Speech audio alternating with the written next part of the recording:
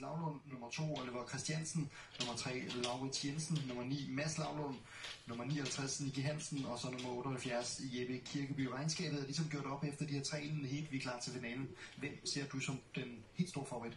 Jamen, jeg vil helt klart se Mathias Lavlund som min favorit.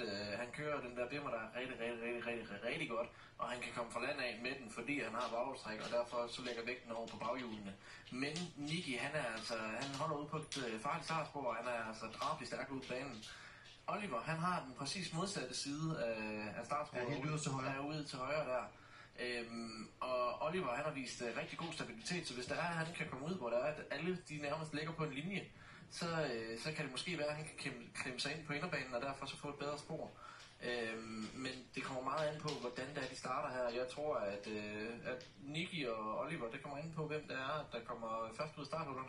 Og den helt store favorit, Mathias Lavlund, grund til det er jo, at han har vundet sine 3 indledende heat. Her får vi altså skiltet på skærmen, som viser, at der er under 5 sekunder til start. Det skal blive spændende. De har kørt 4 runder tidligere. De skal ud på 5 omgang 925 meter. Lad os se en gang. Han kommer ikke helt godt fra start. Mathias Lavlund bliver ligesom klemt lidt inden. Lad os se, hvem der kommer bedst ud af den duel her. Vi har Oliver Christiansen mod Mads Lavlund. Det er Mads Lavlund, som måske skuffede os lidt i sidste heat. Der kommer godt fra start her. Ja, og her der kan vi se, at nu for første gang, så kommer Mathias, han skal faktisk til at slås for at komme op. Og det har han jo ikke prøvet endnu. Han har ikke været ude og slås for det, så derfor så kan det jo være en uvant situation det her, som Mads måske er lidt mere vant til at komme ud. Du prøver, og du kører også det her folkeræs, sidder han og bander og svoger inde i bilen nu? Han sidder og tænker, shit, det var ikke det her, som jeg havde håbet på, og nu skal jeg virkelig kæmpe for det. Og han er i en uvant situation, så jeg er sikker på, at han er under en del stress. Alle er stadigvæk godt med. Ligger jo stadigvæk lidt som perler på en snor. Forrest er altså Mads Lavlund, som øger lidt her, synes jeg, efter første omgang, som han går ind på nu her anden omgang. Kører altså 5 omgange. Oliver Christiansen er på andenpladsen, og så er det altså favoritten Mathias Lavlund på tredjepladsen. Ja, man kan se her, at banen den er virkelig ved at være hullet, så det er også en anden type bane, som de er ude at køre på her. De hopper en hel del, og det her, det giver altså noget dårligere greb i banen, end hvad det er, de har været vant til. Det takler Mads rigtig godt her. Han trækker virkelig fra efterhånden. Og måske fornuftigt, at han ikke går ind i den her alternative rute, som han skal på et eller andet tidspunkt. Når det nu ligger så tæt, så kan han få svært ved at komme ud igen.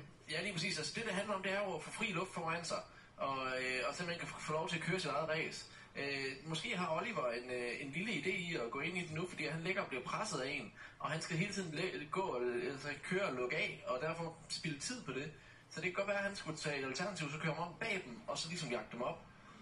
Det ser efterhånden rigtig godt ud. Han øger, kan vi se.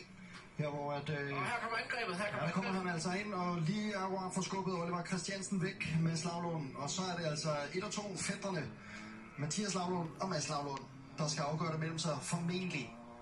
Ja, nu har Mathias, han har helt sikkert blod på tanden, så nu tænker han nok bare, nu skal han bare have noget at leve af, den her stakkels spimmer her, og så må vi se, om vi kan hente Mads.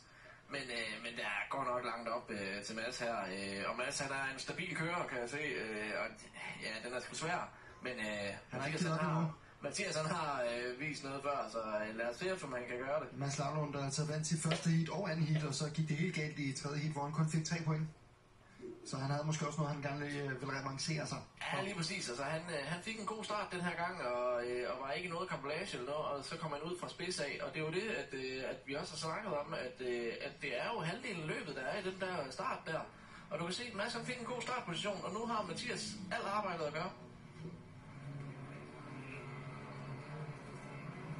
Og det hele går så stærkt, så jeg kan ikke engang huske, om Mathias Lavlund har været inde i en alternativ rute. Nej, ingen af Lavlunderne har været i alternativ. Så nu ligger det rigtig godt ud for billedet, kan vi se. Oliver Christiansen ser ud til at være færdig. Begge Lavlunderne går i alternativ spor simpelthen på samme omgang. Og så kan der jo ske et alt, fordi de kommer jo formentlig til at overhale Oliver Christiansen. De kan i hvert fald lane ham her i svinget, de går ind i nu. Ja, hvordan man ligesom kommer ud der. Lad os se, ja, så har vi en kollision. Nicky Hansen holder stille. Og lad os se, om han er færdig for i dag. Det er han formentlig ærger sig inde i bilen. Her nederst til billedet. Ja, her kommer overhaling. Ja, han kører helt fornuftigt ud af banen. Kan vi også se, hvorfra vi sidder Oliver Christiansen. Lad lige fætterne komme forbi, og så går de altså ind på sidste omgang. rigtig fornuftigt. Han kommer godt op til ham, synes jeg, Mathias Lavlund, men han formår endnu en gang fætteren Mads og holde den her afstand på, 20-30 meter. Ja, det er en fornuftig afstand, det er en god sikkerhedszone at være i. Og de ligger 1-2 derude, og det tror jeg egentlig, de er ganske tilfredse med. Selvfølgelig så vil Mathias nok gerne være op foran, men jeg tror også, at han er ganske tilfreds med, at det er hans fætter, der ligesom er foran. Og de kører jo altså om 70 point i stillingen.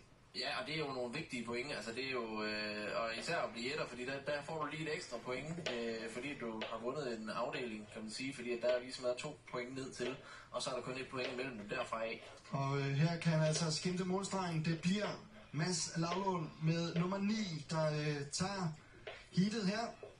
Nej, der er lige en omgang. Der er lige en omgang, men altså det må han ikke smide det her. Der er en straf til nummer 17, kan vi se, det er Mathias Lavlund. Og så er spørgsmålet, om han bliver disket. Har du set noget? Ja, altså det er nok den overhaling, han laver nede i første sving, som at han får en straf på. Men han fortsætter, og derfor så mener han jo, at det er en uretfærdig straf. Så han kører løbet færdigt, og så tager han den sikkert i dommertårnet bagefter. Umiddelbart så vil jeg heller ikke sige, at der er så meget i den, fordi han dykker rigtigt, og så kommer inden om ham. Så jeg synes ikke, der er noget i den. Det er sådan set bare rigtig god race. Nu kan han se målstregen for enden af vejen her. Mads Lavlund, han holder altså fra start til slut sin første plads, og får altså 70 point i den her vigtige DM-stilling, som hjælper ham godt på vej. Og Mathias her, han får en udelukkelse, så formentlig så bliver han 6. plads, hvis hvis ikke der sker noget op i dommertårnet. Og så er det altså Laurits Jensen, som trisser ind her, og så er det Jeppe Kirkeby. Men vinderen bliver